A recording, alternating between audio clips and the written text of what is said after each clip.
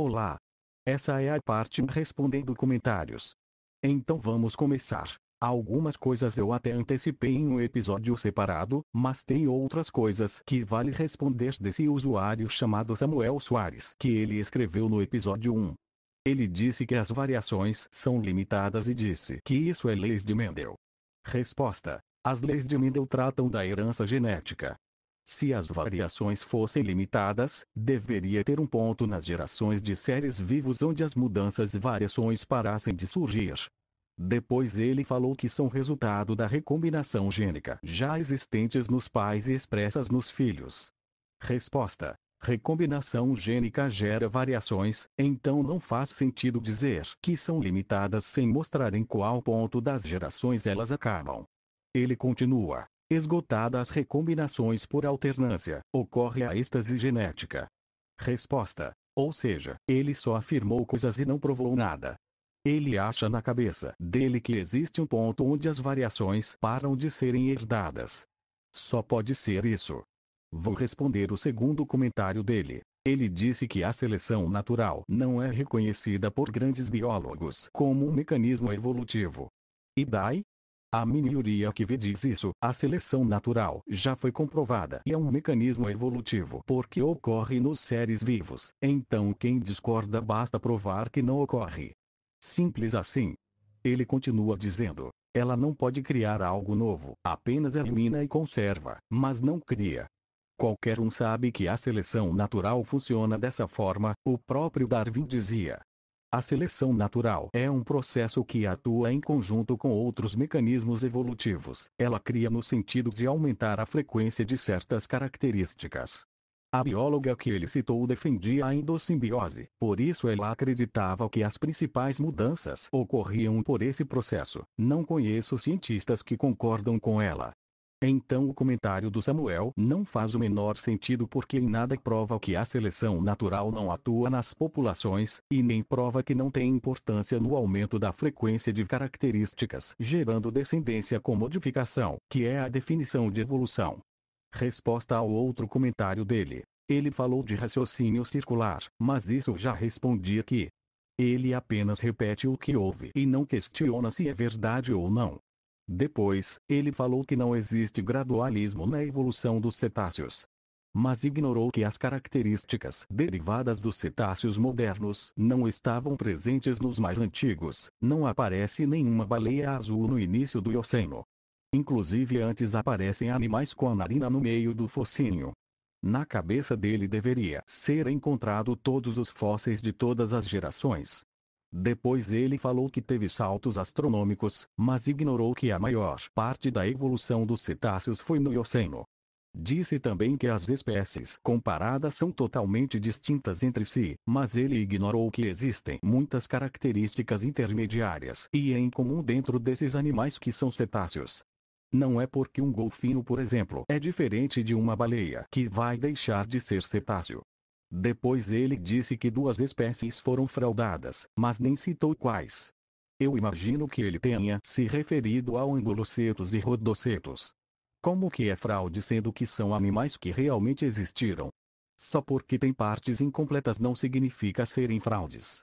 Os próprios pesquisadores mostram que isso é normal, até a Wikipédia fala de fósseis incompletos. O Ambulocetus não tinha a narina preservada, mas como eu mostrei anteriormente, isso em nada invalida a evolução dos cetáceos. Também não existem só esses 2 fósseis. E os outros bem mais completos e com características intermediárias. Vou pro próximo. Ele disse que vírus não é considerado seres vivos e que não serviria de exemplo de evolução. Mas nem existe consenso na ciência sobre o que seria vida. Tem pesquisadores que defendem que vírus são vida, e já vi até pessoas que negam a evolução dizer que vírus é uma evidência de criação. Quer dizer que só eles podem usar os vírus para defender a crença deles. Não faz sentido seu raciocínio. Eu acho os argumentos dos que defendem que vírus são vida mais convincentes, então para mim isso é irrelevante. Então vírus são uma clara evidência, teve até a evolução de novas proteínas neles. Vou responder o último dele. Ele disse que plantas domesticadas não demonstram evolução acima do nível de espécie. E daí? Eu falei no meu vídeo que as plantas domesticadas são um ótimo exemplo de como grandes mudanças podem acontecer, assim contradizendo quem diz que as mudanças são só pequenas por supostamente ter esse limite. Depois ele voltou a falar de limite e recombinação, o que eu já respondi. Depois ele falou de ervilhas de Mendel e que nunca deixaram de ser ervilhas e apenas recombinam alelos. Ninguém disse que ervilhas deixou de ser ervilhas. O Samuel parece gostar de colocar as coisas que ninguém está dizendo e fica um espantalho por parte dele. Eu nem sequer falei de ervilhas que não são o único tipo de plantas. Ele em nenhum momento mostrou aonde esses limites dele impediriam as mudanças tanto das plantas domesticadas quanto o que é observado no registro fóssil dos cetáceos. Ele escreveu outros comentários que no episódio 2. Ele disse que concorda que duas espécies vieram de um ancestral comum, mas não concorda que viemos dos macacos. Resposta: sabemos que ele escolhe isso por preferência. Adiante ele fala que aceita o exemplo dos canídeos. Depois ele diz que não é possível mostrar a ancestralidade comum por evidências. Resposta: claro que é. Anatomia comparada, registro fóssil, estruturas vestigiais, embriologia, várias áreas diferentes, já mostrei isso. Ele repetiu o raciocínio circular. Falou de não ter gradualismo e ausência de formas de transição, tudo já respondi.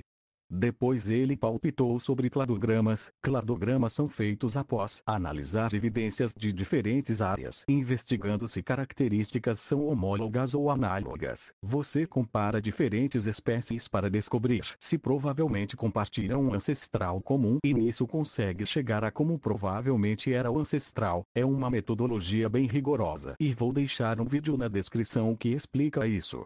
É a velha ideia errada de achar que tudo isso é tirado do nada.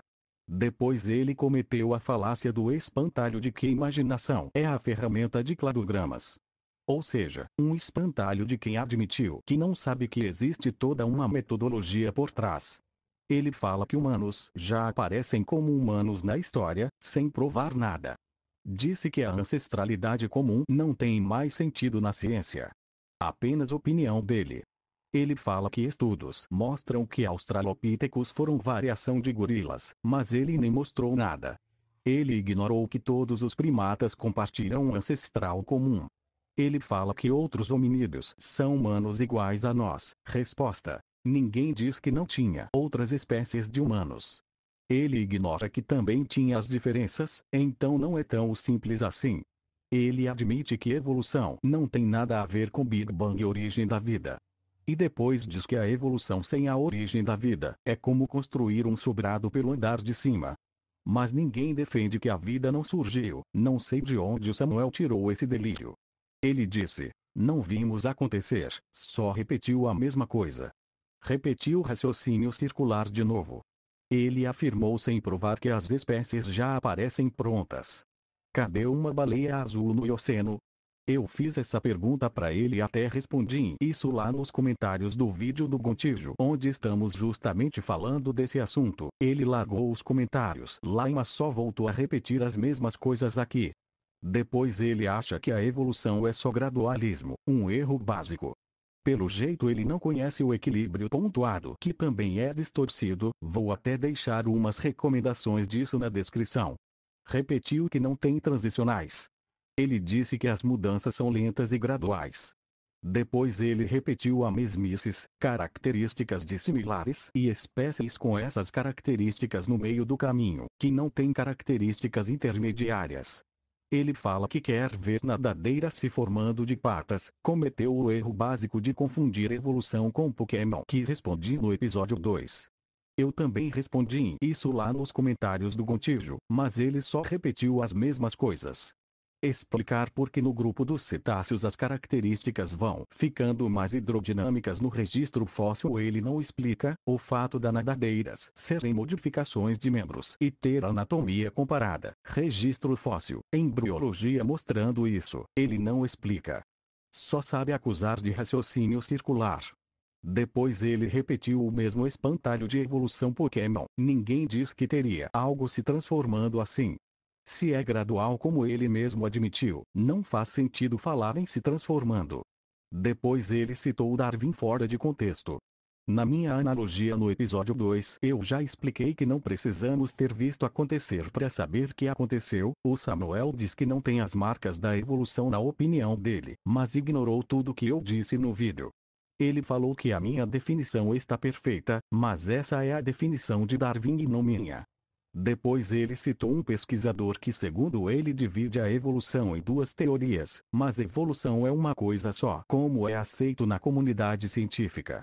Nem faz sentido isso, já que os mesmos mecanismos evolutivos são os mesmos. O máximo seria falar em micro e macroevolução, mas aí só são dois conceitos que descrevem o mesmo fenômeno, só muda a escala. O tal pesquisador que ele mencionou apenas fez isso porque para ele fazia sentido, ele nem sequer convence o consenso de que deveria ser feito assim. Esse pesquisador inclusive já foi respondido por outros da área e cometeu até o erro básico de misturar evolução com a origem da vida. É a velha estratégia criacionista de pegar a fala de um único e a tornar verdade absoluta. Ele só repetiu no restante o que eu já respondi no início desse vídeo. A crença dele é que grandes mudanças não podem acontecer. Depois ele citou canídeos, sendo que antes ele dizia que comparação não serve. Depois falou que sempre serão canídeos, sendo que ninguém está defendendo que não são canídeos.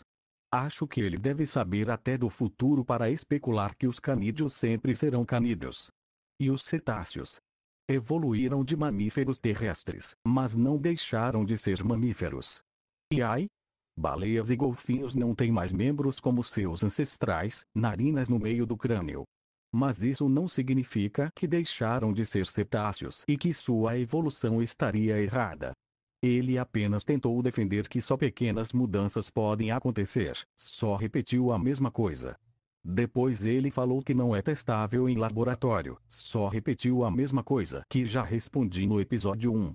Depois ele fala longe dos olhos da ciência, microscópio. Ele apenas cometeu o mesmo erro que já corrigi aqui. Depois falou em saltos, o que também já respondi e ele não explicou nada. Tudo isso aqui só para encerrar, eu já estou respondendo ele lá no Gontijo. Era só isso e obrigado a quem assistiu até o final.